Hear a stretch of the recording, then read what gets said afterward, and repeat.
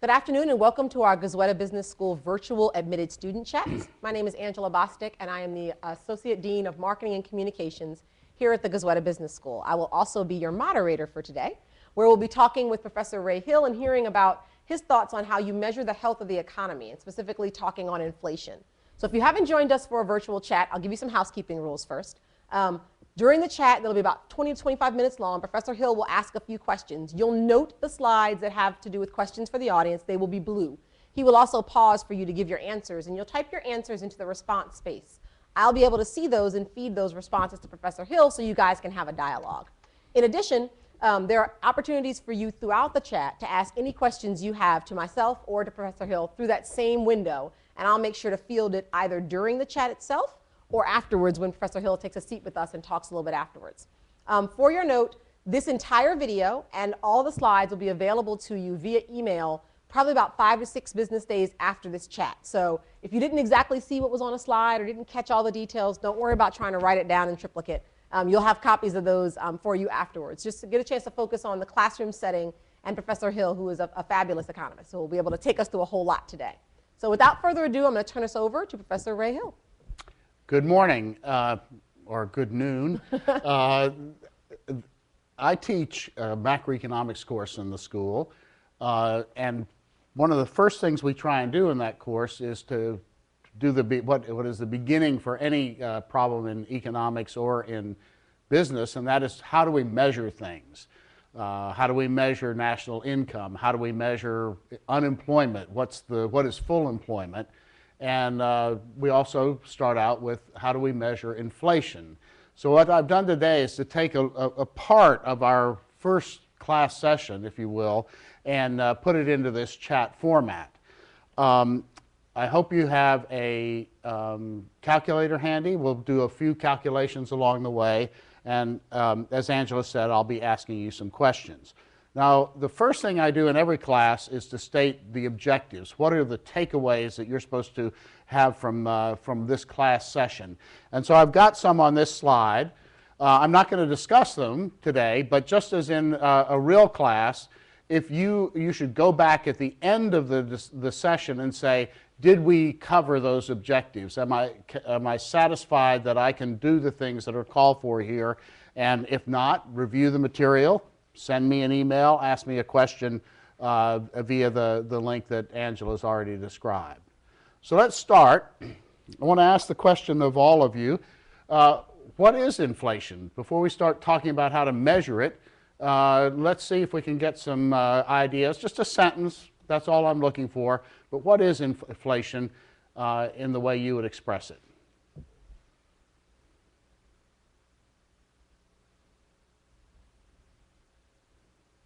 May not get a lot of responses right away because we're asking questions right off the bat. People aren't warmed up yet, but we'll see. Angela, what do we got? Yeah, so one of the responses is an increase in prices. Okay, I think that's a great answer. All right, I want to make it a little bit more specific than that. So I would say an increase in the general price level. So what we were saying, an increase in prices, but we want to say an increase in the price of almost everything in the economy at once. So for example, if something happens in the Mideast and the price of gasoline goes up next week by 20 cents, that's not inflation. That's the price of some commodity going up. But what we really have in mind is that everything is going up, not necessarily at exactly the same rate, but at the same time. All right, so how do we measure inflation? Well, this is going to get us into a little bit of technique, but it's an important technical aspect of the question. So the first thing we want to look at is something you're probably well aware of, the Consumer Price Index, the CPI. And the Consumer Price Index compares the cost of buying a fixed market basket between two periods in time.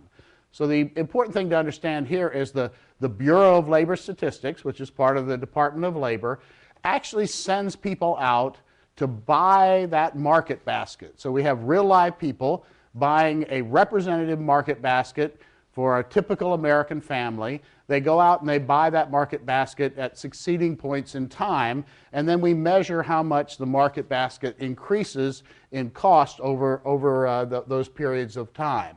Now, in the U.S., every 5 years, that market basket is readjusted because consumption patterns change. We used to reset it every 10 years, but recently we've gone to resetting it every 5 years. Now, this is one way of measuring inflation. We've got another way of measuring inflation, however, and that is the gross domestic product deflator, all right, which is just, again, another index, and it's calculated by a method known as chain linking. Now, what is chain linking? Well, essentially it works this way. I ask myself the question, how much would last year's consumption pattern cost at this year's prices? And then I do the reverse. I say, how much would this year's consumption pattern cost at last year's prices? Now, it may sound like I'm getting into something that is, technical and very nerdy, but we're going to see that this has very important consequences for how the economy works and how I measure inflation. In particular, if I'm using the CPI and using this method of a fixed market basket, then I'm tending to overstate inflation. Now, why is that? Well, that's because normal consumers, if they see the price of something go up a lot, are going to substitute away from it and buy something else in its place. By the same token, we see things, let's take a smartphone as an example. They start out at a high price and then they fall in price.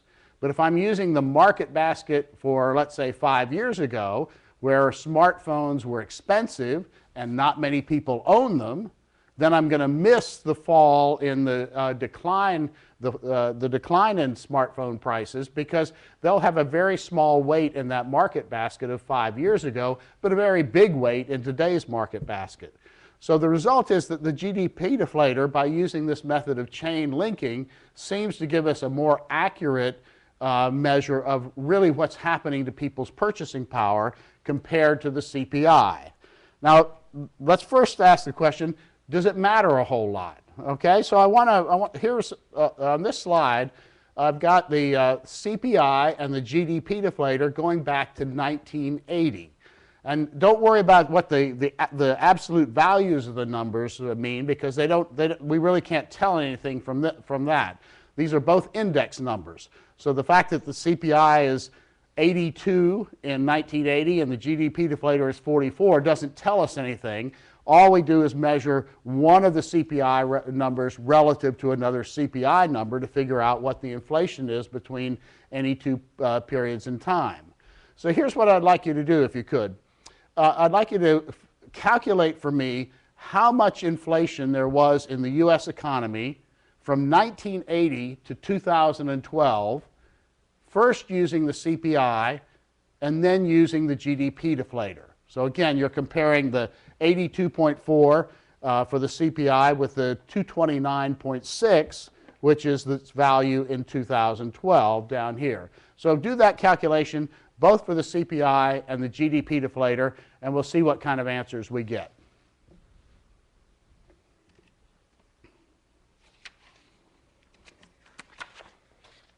You may have to give them a minute to make sure they have some time to calculate this. Well, go ahead and enter your calculations into the screen whenever you're ready. Yeah, and I can't assume that you all attended this chat with a calculator in hand, but we'll give you a minute or two.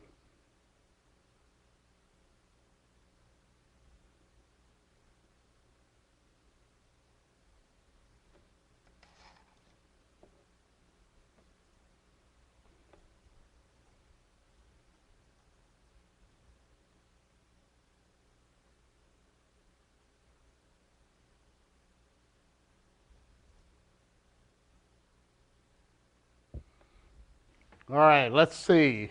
How we doing? So for the first calculation, we got about 179%. Okay, so let's see how we did that, okay?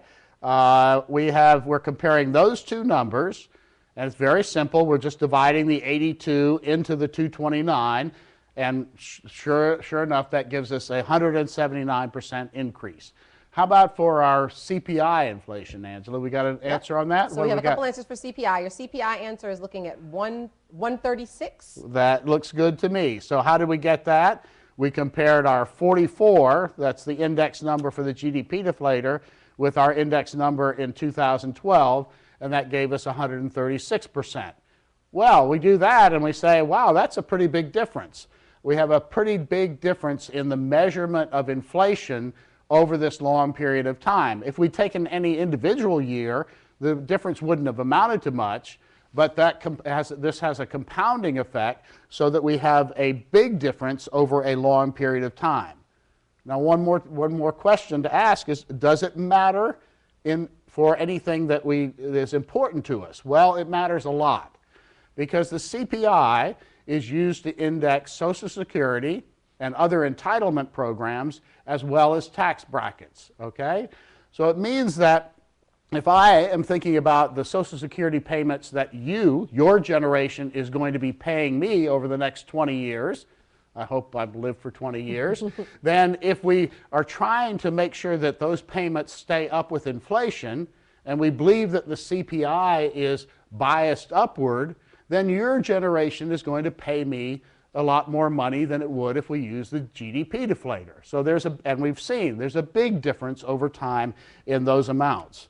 Now, is this something that is arcane and only known by economists? Not at all. All right, so we have, a year ago, President Obama, recognizing that we were building up entitlement payments to our senior citizens in a way that was going to have some very severe consequences for the budget, proposed that we adopt the same chain linking method that we use for the GDP deflator for the consumer price index, and we use that as a way of measuring the inflation for entitlements going forward. Now, that's not in President Obama's current plan. It came under a lot of political criticism.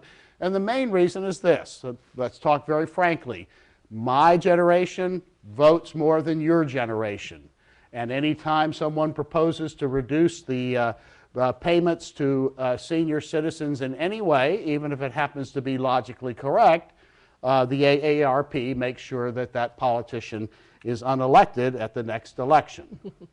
All right, let's move on now to another concept, or one more calculation we want to do, and I'm going to do this calculation. Another politically sensitive issue is how much have the wages of workers been growing in the recent past. And so we look in the Bureau of Labor Statistics, we find out that the hourly wage of U.S. production workers was about $14 in the year 2000, and went up by 36% by the time we got to the end of the decade, 2010.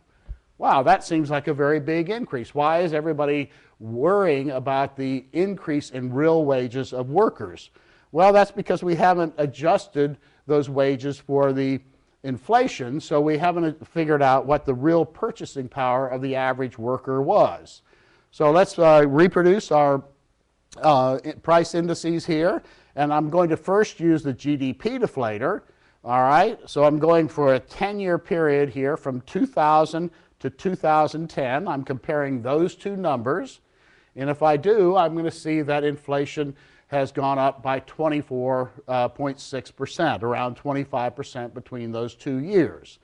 So that tells me that if I want to make the $19 wage I saw in 2010 comparable in terms of purchasing power to the year 2000 figures, I've got to take this 24.6%, I've got to divide the 1905 by 1.246, and now I find out that the wage in the year 2010 adjusted for inflation is only about $15, and real wages rose by about 9% over that period. So again, there's been some wage increase, but not nearly as much as we might think if we don't adjust for inflation.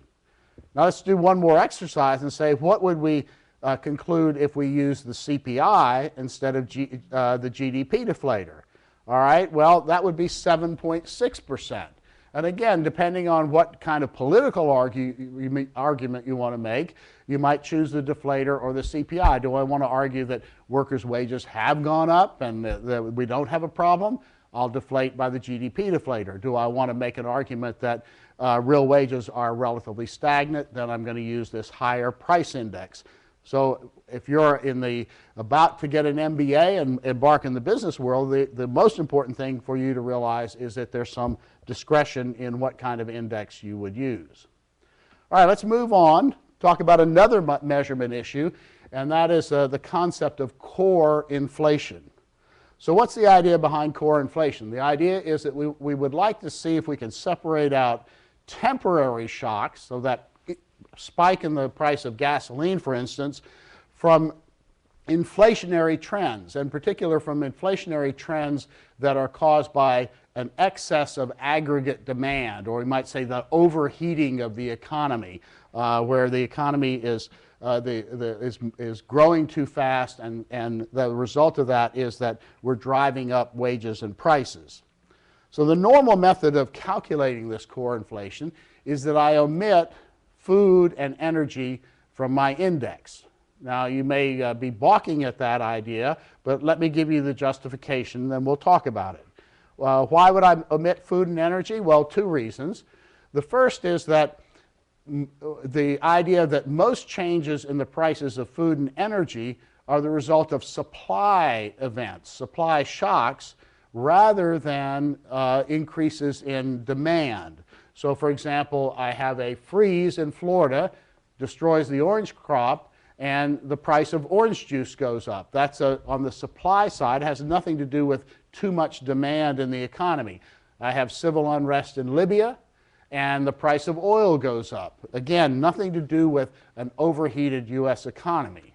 The second justification is that the argument that these momentary spikes in, let's say, orange juice prices or oil prices don't feed into the rest of prices in the economic system and then don't get captured in any trend. And in fact, you can think about this. If there's a freeze in Florida and the price of orange juice goes up this year, highly unlikely that the same thing is going to happen next year. Now, the key thing here is you might be saying, wait a minute, where does the Fed come off taking food and energy out of the price index? I see those prices when I go to the grocery store, when I go to the pump. Well, the important thing to remember is the Fed is not trying to measure the cost of living. That's an index over in the Department of Labor's bailiwick. The Federal Reserve is trying to figure out what is the underlying trend in inflation for the purposes of its monetary policy. And in fact, to get just a little bit more technical, the Fed's primary measure of inflation combines the concept of core, so no energy or food, with the concept of chain linking, and the Fed actually uses the GDP deflator for one component of the GDP, which is personal consumption expenditures, and that, in its mind, achieves both the outcome of capturing the trend and of using a measure which is constantly rebalanced and therefore doesn't suffer from the biases of the consumer price index. Okay, let's look at this chart and let's ask ourselves the question, if core inflation is supposed to measure the trend in inflation, how well does it do that? So I've got here a slide. This is inflation over the last 8 years as measured by the Consumer Price Index. What you can see is that we had an uptick in inflation just before we went into the financial crisis of 2008. And then we had actually deflation during that crisis. And so we see lots of movement. This is a graph that is moving around a great deal. Now what I'm going to do is then superimpose the measure of core inflation over this measure of normal inflation. And that is the green line that you see here. And if I look at it, I think it probably tells us that core inflation is a pretty useful measure, because what we see here is that core inflation looks like a trend line. It's much less variable than the red line, which is normal inflation, and it comes out over this whole period at about the same point. So again, Core inflation is ignoring those wide swings, concentrating on the trend. Okay, we've got one more measurement issue we want to get to, and that is the concept of real interest rates. We could talk about real returns on any kind of investment, but we'll keep ourselves to real interest rates for the moment. So what do we mean by that? Well, first of all, what is a normal interest rate, okay? Normal return on a bond. Well, suppose that you have a 6% interest rate and you buy a $1,000 bond. Then the interest rate plus the value of the bond 1 year later is going to give you $1,060, all right? That's the normal way a bond works and normal way interest rate works. However, if we have inflation, that means that both the interest you earn on the bond and the value, the principal value of the bond, are going to be worth less a year from now than they are today. And so your purchasing power is not going to be $1,060, but something less than that. And so the idea of the real interest rate is to adjust the nominal interest rate on the bond to take account of the erosion in value from inflation. And the way we're going to do that is to take the nominal interest rate minus the rate of inflation. So for example, in the example above, if the inflation rate were 4% and I had a 6% nominal return on my bond, I'm really only getting 2% of extra purchasing power. So my real return is 2%. Now those of you who might have some background in finance and economics are going to recognize that that calculation, that simple subtraction of the interest rate from the inflation rate from the interest rate, is an approximation. We'd actually have to do a little bit more detailed calculation to get it exactly right, but it's a good approximation, so we'll stay with that. All right. One of the things that we want to observe then is that investors are interested in, they're not interested in the nominal return, they're interested in the real return. How can they invest their money to increase their purchasing power over time? And so we should expect that investors are going to want to be compensated for higher inflation if they expect higher inflation. And so what we should see is that inflation leads to higher interest rates in order to compensate investors for the erosion in value that comes about because of inflation. And that's going to take us to another concept, which is inflation-protected bonds. All right, so the one form of Treasury bond issued by the U.S. government, issued by other governments in other parts of the world, pays a nominal interest rate and then increases the value of the principal of the bond by inflation every year. So you're kept whole against that erosion of inflation. We call those bonds TIPS, Treasury inflation protected securities, all right? And so a TIPS bond is one that promises you a real rate of interest, not a nominal rate of interest. So in our previous example, where we had 4% inflation, at the end of the first year, if the TIPS bond, for instance, had a 2% yield, nominal, then a year later, the U.S. government would pay you the 2%, and then add on another 4%, so your principal would be worth $1,040 at the end of the year, not $1,000, and your total payment would be exactly where we were with the 6% yield in nominal terms. Okay, now we have a problem for you to solve. Suppose the yield on a normal Treasury bond is 6%, as we saw before, and the yield on a TIPS bond is 2%. All right, that's the situation. What I'd like to know is, how would I determine which of those two bonds to invest in?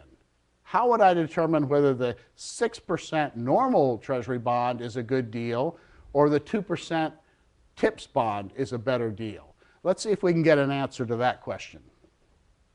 So I've posed it poorly. Not what should I invest in, but how do I know what I should invest in? Okay, so I'll let me have a couple seconds to answer that one. So to phrase it again, not just which to invest in, but how will you know? How'd you know what to choose? Which to choose.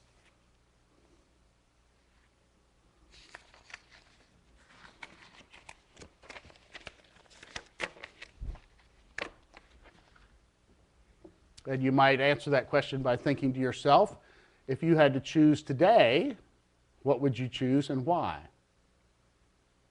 All right, I think we might have an answer. Yeah. Angela, what have we got? So we have two answers. Okay. Which is good because you have two options. Okay. But people were saying that you would invest in normal if it was less. What is less? So if the rate of return was less. Okay. And then there were others who responded that you'd use the tips investment, or you would invest in tips if it were in fact more, if the bond were more. Okay, I think the more and the less, I'm going to read into this, refers to more or less inflation. Okay? Yes, if inflation were greater. So here's why I think the answer is exactly correct if we give it that interpretation. I'm going to invest in the normal bond if I think inflation is going to be less than 4%. Okay, so for instance, if I think inflation is going to be 3%, well, I'm going to invest in the normal bond because then I'd get a 6% nominal return. Inflation would take away 3% of that, and I'd be left with a real return of 3%. Okay, and that would be better than my TIPS bond, which is always going to give me that 2% real return. However, if I think inflation is going to be more than 4%, then I'm better off sticking with the TIPS bond, because if it's more than 4%, I'm going to get a lot of the value eroded by inflation in the nominal bond, and so I'll want to buy the TIPS bond and lock in my 2% real return. All right, well, once we figure that out, what we can see is that the difference in yields between a TIPS bond and a normal bond basically gives us an insight into what the average investor in the bond market thinks is going to happen to inflation. So we have a lot of investors out there with different views. Some may think inflation is going to be high, some may think it's going to be low, but they are going to bid the prices of these two bonds until they reflect the consensus view in the market, or the average view in the market, of what investors think about the future course of inflation. And that gives us another tool to talk about inflationary expectations. So let's see what that looks like. So now I have a slide of, I'll put everything on it. We've got our normal rate of inflation, which is looking backwards, which is our red line. That's normal CPI. The same green line is our core inflation. And what I've added here is the 10-year tip spread. What we mean is by that is the difference between the nominal bond and the TIPS bond, and that's, again, the market's expectation of what's going to happen to inflation. And we can learn from that the inflationary expectations are more stable, for example, than normal inflation, because they don't have those wide swings. But we can also learn from this that the market's expectation of inflation is very much in line with core inflation. Both of these look like trend lines that go through these wide fluctuations in year-to-year inflation. We can also point out one other thing. If we're talking, these numbers are through January, and they tell us that inflation over the last year has been quite low, between 1% and 2%, and the market's expectation is that inflation will rise modestly, and inflation over the next 10 years might average something a little over 2%. All right, so we've got some tools now. Now we want to go to maybe a question we should have asked at the beginning, but we'll ask it now. Why do we even care about this inflation stuff? We know that if we measure entitlement growth by one measure or another, I get different answers, but why we normally think of inflation as something unpleasant, undesirable in the economy. Why do we care about it? Let's see what kind of answers we get from that. So specifically, go ahead and use the interface to log in and explain why do we, or why should we care about inflation?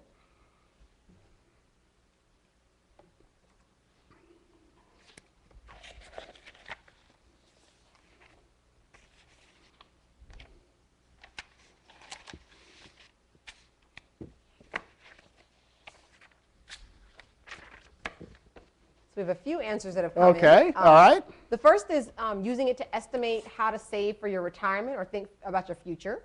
Okay, so that's good. So we would like to know what inflation is in order to do that. Right, that it decides your purchasing power. Okay, that's a good answer, except it's missing something. So if we think about inflation eroding purchasing power, But we also have to think about the fact that, remember our definition at the beginning, inflation happens when the price of almost everything was going up. So that includes, we would assume, wages and profits. So if we think about inflation, we care about it because it makes goods more costly. That's really not the right way to think about it, because if inflation is operating everywhere in the economy, then wages are going up, prices are going up. So if everything goes up together, it doesn't erode our purchasing power at all. We've got to be a little bit more specific about why inflation matters. And let me just take you through a couple of my answers to that question, and you're going to see that the previous answers are embedded in them. So what are the costs of inflation? Well, the first one I want to point out is that inflation is a tax. What do I mean by that? Well, the government issues cash, and every year outstanding that I have inflation and I have a dollar bill, that dollar bill buys fewer goods. It's essentially a transfer. The government has paid me in cash, and I am able to buy less and less real goods every year that I have inflation. So it's a tax in that sense. It's a tax in another sense, and that is that inflation increases the tax on investment income. So let me give you an example of that. Suppose I want to look at two scenarios. We want to look at the real after-tax return on a bond for 1 year under two scenarios, assuming that the tax rate is 25%. So if inflation is 0 and I have a 4% interest rate, then the after-tax return, well, is 3%. I had to give 25% of that away to the government. Very simple calculation. Now let's suppose, however, that the real rate of interest is the same, but I have 4% inflation. So I have an 8% interest rate, a 4% inflation. The nominal return is offset by inflation, so I have exactly the same real return. Well, the after-tax return in this case is going to be 6%. I had to give away 1/4 of what I earned. But the after-tax real return, I've got to subtract the 4% inflation from that, is now down to 2%. So instead of having a 3% after-tax real return with a 0 inflation environment, I've actually lowered the after-tax return that I'm getting out of this bond. And the insight here is that we pay taxes on my 8% interest. We pay taxes on inflation even though we're not earning any additional purchasing power from that.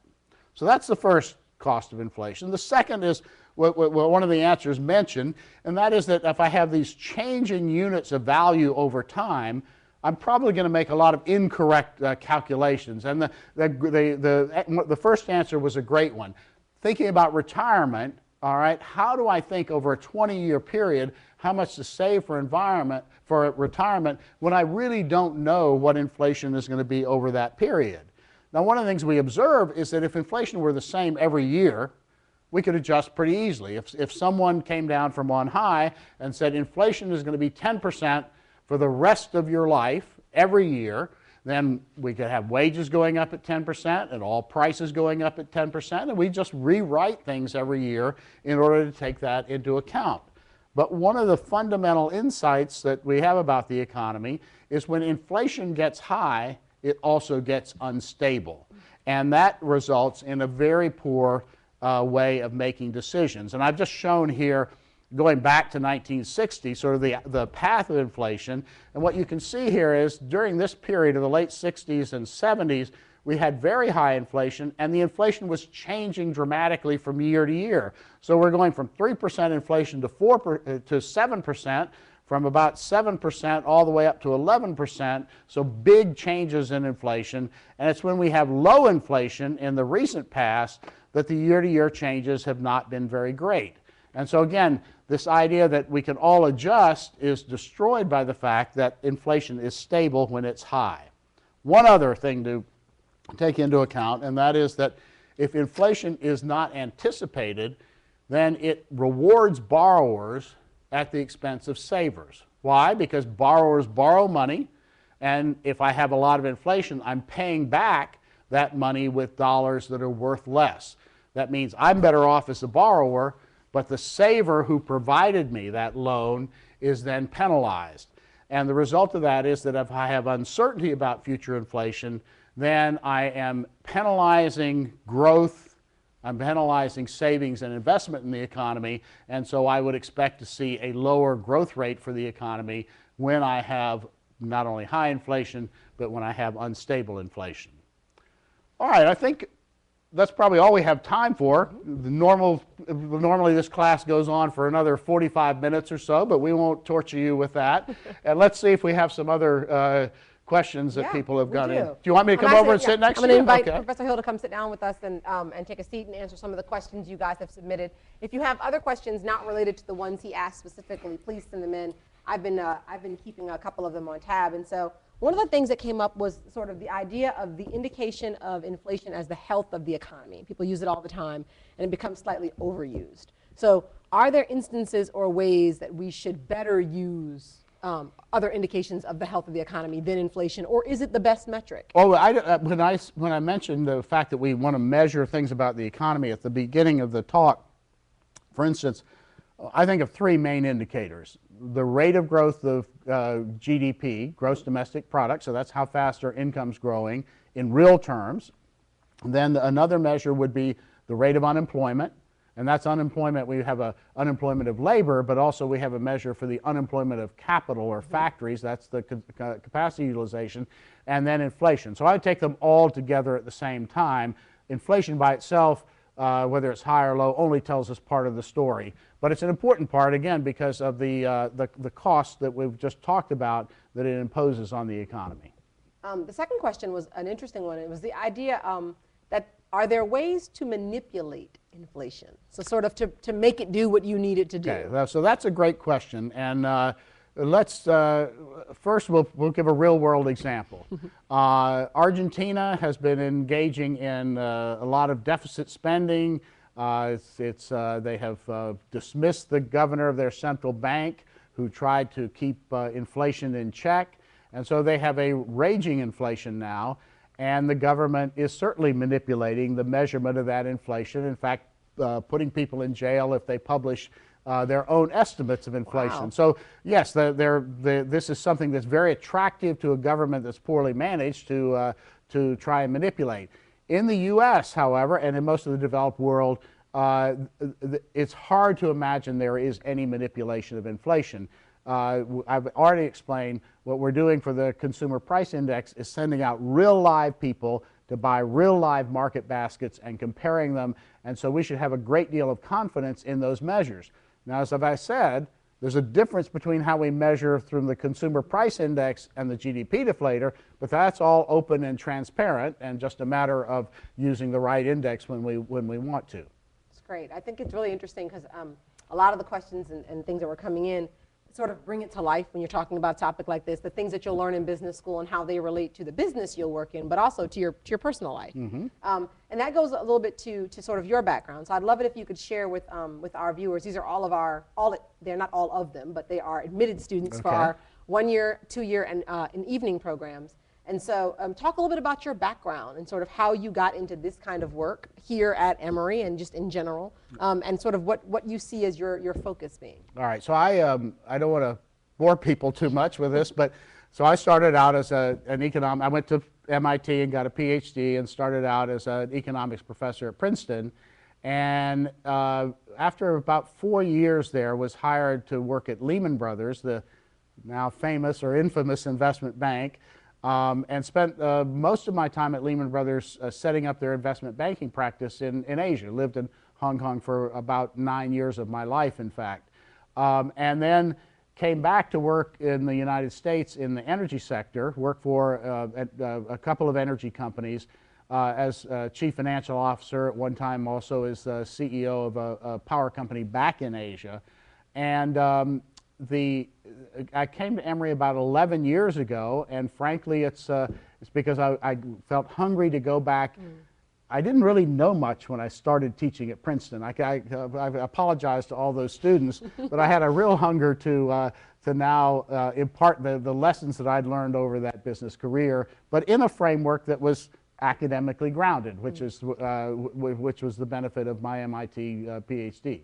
Yeah, so it's an interesting mix, because we talk a lot in the classrooms and to students about the balance of real world experience and theory and, you know, the classroom experience. And so professors like yourself who have that you know, traditional grounding and then can marry it with some business experience to kind of color commentary for it really help to deliver it. So one more thing before I let you get out of here. You've been teaching our MBA students for a while now. And tell us, what do you enjoy the most about teaching MBA students here? What do you enjoy about that process? Well, I may enjoy the part that the MBA students enjoy the least. Is that test taking? No. It's that I believe in encouraging complete involvement of the students. And for me, that means I hate to stand up and talk and not know whether anybody's listening to me. So I typically go into class, I have a stack of cards, and I call on people at random, all right, which makes me a lot less than popular among some elements. But I'm not doing it to torture students. I'm doing it because I really want to know, have I explained this to you at all well, or have I failed completely? And the only way I know that is by asking questions. So my classes tend to be, and I'm not unusual here, all the classes here tend to be very much back and forth between the professors and the students. Yeah, the give and take really does color the classroom and let it be a real full experience. Yes, well, I appreciate you for taking the time with us today. Thank you guys for joining us. As I mentioned, the video and the slides will be available for you probably 5 to 6 business days. They'll be emailed to all the participants. And until then, we hope you get them and enjoy the rest of your day. And one thing, go back to the objectives. Yep. Okay, make sure Make sure you understand. Make sure you understand. And I'm available by email if anybody says, well, you never explained that. Why don't you do it again? See, he lives by his word. He said he wanted to make sure you guys understood. So the objectives will be part of the presentations you receive. And I'll make sure I include Professor Hill's email address on there if you want to talk and clarify further. Hopefully, wherever you are, you'll enjoy the rest of your day, and we look forward to seeing you in our program soon. Thank you, Professor. Thank you to all our audience.